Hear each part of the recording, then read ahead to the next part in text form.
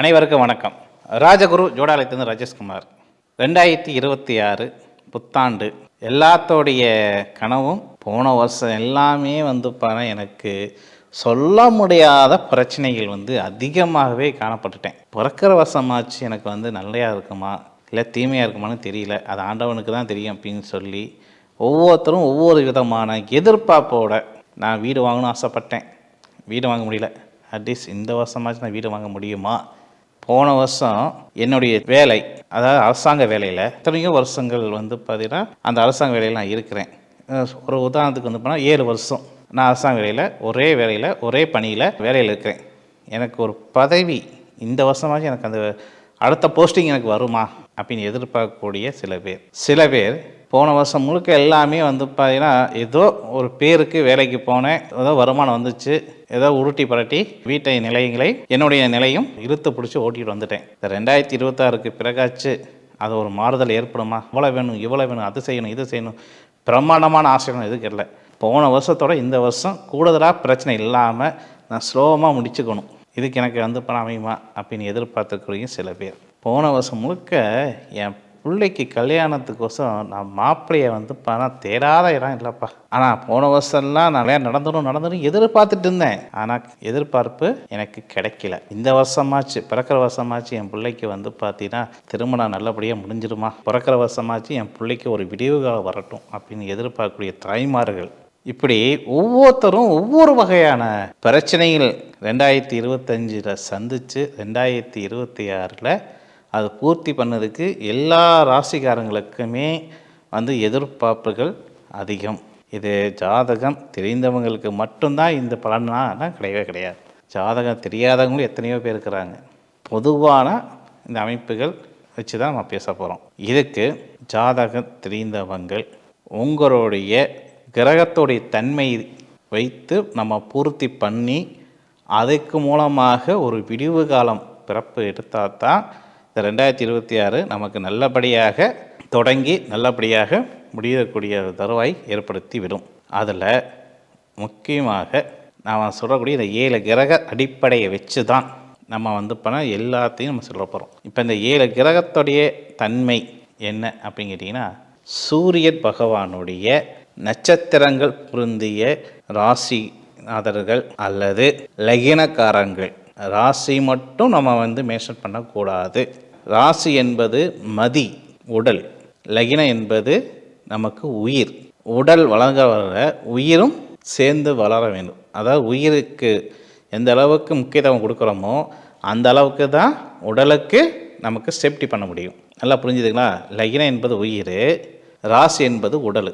இந்த உயிர் எந்த அளவுக்கு தூக்கி விடணும், உட தான் நம்ம வளர்ச்சியை நோக்கி பயணிக்கிறோம். இப்போ சில பேர் என்ன பண்ணுறாங்க, உயிரை அப்படியே இருந்த இடத்துல இருக்க வச்சுக்கிட்டு உடலை மட்டும் தூக்கிட்டே போகிறாங்க. ராசிக்கு எப்படி இருக்குது இதுதான் எல்லாமே கேட்குறாங்க தவிர என்னுடைய ஜாதக அமைப்படி எப்படி இருக்குது, நல்லா இருக்குமா நல்லா இருக்காதா, இதுதான் கேட்கக்கூடிய கேள்வி. இப்படி தான் கேட்கணும். ஏன்னா என் ஜாதக அமைப்படி எப்படி இருக்குது அப்படின்னா தான் லக்னத்தையும் நம்ம பேஸ்படுத்த முடியும், சொல்லக்கூடிய உயிரையும் பேஸ்படுத்த முடியும். அதுமாரி ராசி சொல்லக்கூடிய உடலையும் நம்ம எந்த அளவுக்கு தூக்க முடியுமோ அந்த அளவுக்கு தூக்கி காட்ட முடியும். அதுக்கு எது தேவை, அடிப்படையாக எது தேவை அப்படின்னா லக்னமும் வேணும், ராசி வேணும். அந்த லக்னத்துக்கு ராசிக்கும் உயிரோட்டத்தை கொடுக்கக்கூடிய அமைப்பு யாருன்னா நட்சத்திரம். இந்த நட்சத்திர ரீதியாகத்தான் நம்ம ஒவ்வொரு செயல்பாடும் நமக்கு இருக்கு. அப்போ அந்த நட்சத்திர அடிப்படை ரீதியாக செயலும் செயல்பாடும் இல்லைன்னா நமக்கு என்னாகும், இருக்க டவுன் ஆகும். இப்போ உதாரணத்துக்கு என்ன சொல்லப்போனால், எனக்கு மேச லக்னம் அப்படின்னு வச்சுக்கோங்க. எனக்கு மேச லக்னம், ஏன் லக்னாதிபதி லக்னத்திலே இருக்கார், ஆட்சி பலத்தில் இருக்கார். அப்போ நான் எப்படி இருக்கணும், நல்லா இருக்கணும். ஆனால் நான் சிரமப்பட்டுட்டு இருக்கேன், வருஷம் பிறந்துட்டே இருக்குது.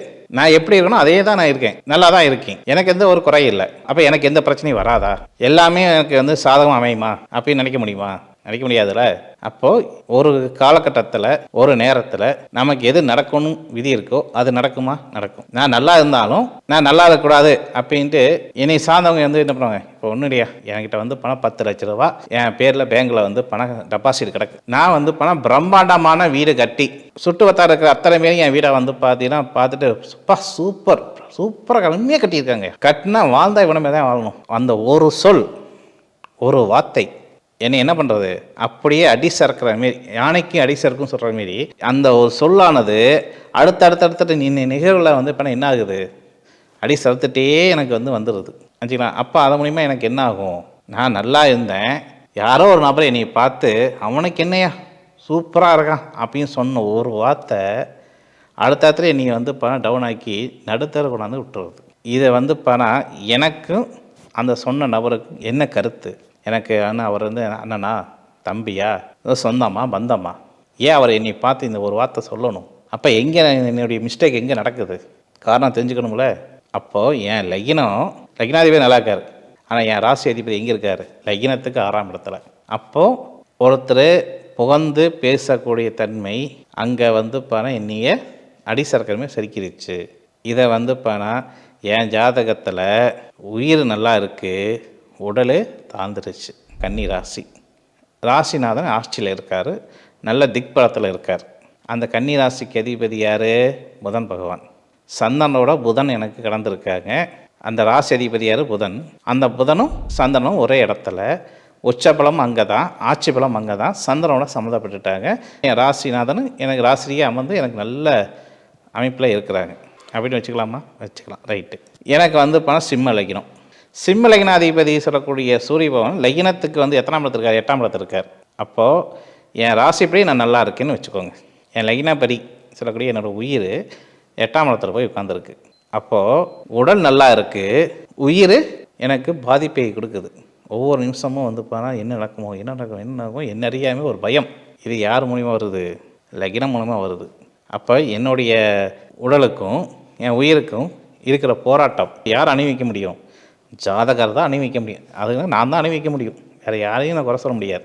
இப்படி அப்போது நான் எது சொல்கிறேன்னா, நம்மளுடைய லக்னத்துக்கும் வெளியீட்டு உண்டு, நம்ம ராசிக்கு வெளியீட்டு உண்டு. அதனால தான் இந்த வருஷம் 2026 அமைப்புகள் இந்த 12 ராசிகளுக்கும் எப்படி இருக்கும், எதுவாக இருக்குன்னு சொல்ல தான் இந்த நிகழ்ச்சி நான் ஆரம்பிக்க போகிறோம்.